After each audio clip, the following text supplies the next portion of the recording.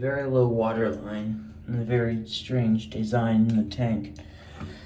The flappers in the corner. Got the fill valve, whatever the hell that is. I don't even really know what it is. Probably something to do with like the bidet system that's installed on it, but I don't really know actually.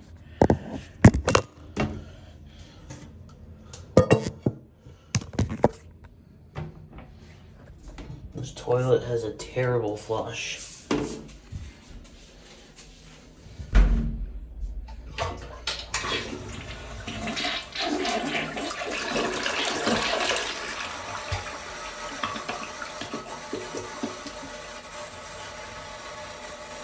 That noise, it also makes that the entire time it fills up. So, yeah, this has a good fancy bidet though. Also has a heated seat.